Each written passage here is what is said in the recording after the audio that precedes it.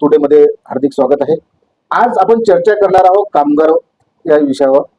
कारण की कामगारांना जे काही साहित्य मिळते त्यांना ते हेलपाटे घ्यावं लागतात, जिल्ह्या ठिकाणी जावं लागते आणि त्यांना त्रास होतो, अनेक त्रास त्यांना सहन करावं लागते. पूर्वी ज्या काही कामगार वर्गांना जे पेट्या साहित्य मिळत होतं ते प्रत्येक तालुक्यात घेऊन कॅम्प घेऊन ते देण्यात येत होतं. परंतु आता जी परिस्थिती निर्माण झाली आहे, कामगार वर्गाला रात्री 12 वाजता जाऊन त्यांना तिथं नाहक त्रास सहन करावा लागते. पावसाचे दिवस आहेत, अनेक गोडाऊन हे बड्डेच्या बाहेर आहेत आणि त्यामुळे जनतेला हा नाहक त्रास सहन करत आहेत. तर माझ्यासोबत आज कामगार संबंधित असलेले संघटनेचे सदस्य सन्माननीय मंगेश भाऊ इंगडे आपलं या चॅनलमध्ये आजच्या सपट चर्चामध्ये आपलं स्वागत आहे. नमस्कार. नमस्कार. आपण या संघटनेमध्ये काम करता आणि या कामगार संघटनेमध्ये काम करत असताना आपला सध्या अमरावती जिल्ह्यामध्ये एक असं वातावरण आहे, ग्रामीण भागातील जनता आहे हे अमरावतीमध्ये जाऊन ते रात्रीच्या वेळेस जाऊन तिथं ऑटोच्या पद्धतीने आपल्या वाहनाच्या पद्धतीने घेऊन जातात आणि तिथं राहतात आणि सकाळी ते रात्रीपासून लाईन लावतात. ही बाब कशी तुम्हाला वाटते, काय वाटते तुम्हाला? ही बाब चुकीची आहे, कारण जो कॉन्ट्रॅक्टर आहे ज्याने हा कॉन्ट्रॅक्ट घेतला, हा कॉन्ट्रॅक्टर याचं नियोजन याने केलेलं नाहीये, म्हणून ह्या नागरिकांना त्रास सहन करावा लागला.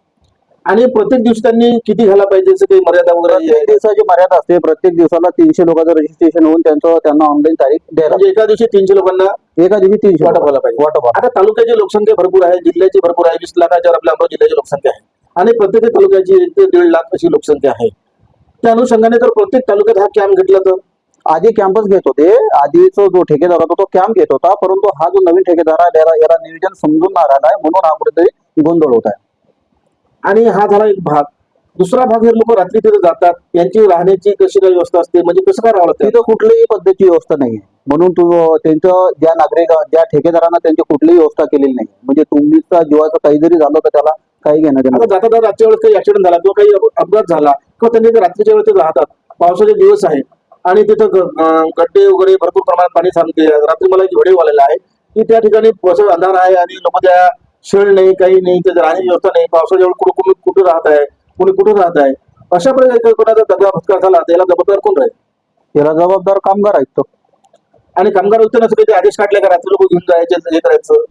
हे त्यांनी नियोजन करायला पाहिजे होतं ठेकेदारानं, परंतु ते नियोजनच नाही आहे. तेच सांगत आहे, नियोजनच नाही केलेलं आहे, म्हणून कुठे त्या कामगारांना हा त्रास सहन करावा म्हणजे लागतो. ही जबाबदारी कोणाची, कामगार आयुक्ताची आहे की त्या संबंधित कामगार आयुक्ताची पण आहे आणि ठेकेदाराची पण.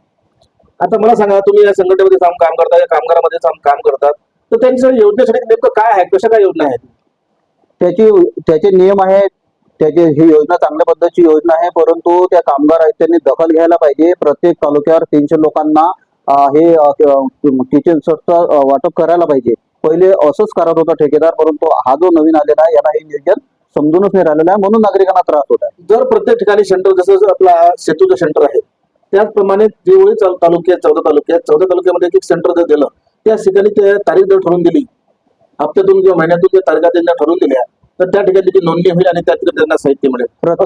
प्रत्येक तालुक्यात सेंटर ऑलरेडी आहे, परंतु वाटपाचं ठिकाण, जे गोडाऊन म्हणतो आपलं, वाटपाचं ठिकाण नाही आहे, म्हणून त्यांनी एकच ठिकाण ते अमरावती घेतलेलं आहे. सरकारने जे GR काढला असेल त्या GR मध्ये तरतूद असेल की त्यांना कामगारांपर्यंत पोहोचून द्यायचं, त्यांच्याकडे GR असेल असं मला तरी वाटते.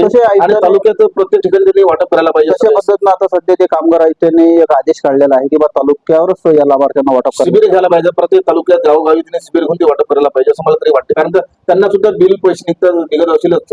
हो, त्यांना निघत आहे, पण आयुक्तांनी आदेश काढले आहे की बा तालुक्यावर या लाभार्थ्यांना किचन सेट देण्यात यावं. या कामगार जो फॉर्म भरल्यानंतर यांना काय काय फायदे होतात? याच्यामध्ये टोटल मला तर माहित आहे की बा 22-23 अशा योजना आहेत. त्यामध्ये कोणत्या योजना? यांना एक त्यामध्ये विमा आहे, कामगार विमा आहे, कामगारांच्या पाल्यांना शिष्यवृत्ती आहे. जर कामगार अविवाहित असेल तर त्याचा विवाह झाल्यानंतर त्याला लग्नाचा खर्च वगैरे मिळतो. नंतर पत्नीची जी प्रसूती आहे, जी डिलिव्हरी आहे, त्याचे पण पैसे वगैरे मिळतात. त्यानंतर आपला त्याचा पाल्य जेवढा शिकत गेला तेवढं त्याला त्यामध्ये स्कॉलरशिप वगैरे अशा भरपूर त्यामध्ये फायदा आहे. घरकुल वगैरे त्यामध्ये आहे. जर ग्रामपंचायतमधून घरकुल घेतलं नसेल तर या योजनेमधून घरकुल भेटू शकते. म्हणजे अनेक फायदे सरकारने दिलेले आहेत, परंतु जनतेपर्यंत अजूनपर्यंत पोहोचले नाही आहेत. भरपूर जनता जिल्ह्यातील अनेक म्हणजे जे कामगार आहेत वंचित राहिलेले आहेत. यासाठी आता शासन यांच्यासाठी काही मोहीम राबवणार आहे का? किंवा हे जे कामगार आता ते रात्री वेळेत जातात यांच्यासाठी तिथं व्यवस्था होईल का? किंवा प्रत्येक ठिकाणी तालुक्या ठिकाणी त्याची व्यवस्था वाटपाची होईल का, याकडे संपूर्ण जिल्ह्यातील नागरिकांचं लक्ष लागलेलं आहे.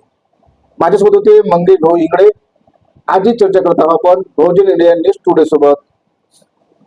हे माझ्यासोबत चर्चा केली आणि आपण या चर्चेतून जिल्ह्यामध्ये एक खळबळ निर्माण होईल आणि खऱ्या अर्थानं आयुक्तांची जी जबाबदारी घेतील का किंवा संबंधित ठेकेदार जबाबदारी घेतील का, हा प्रश्न जनतेला पडलेला आहे. मी मनोज बळे, बहुजन इंडिया न्यूज टुडे साठी अंजनगाव, सुरजी.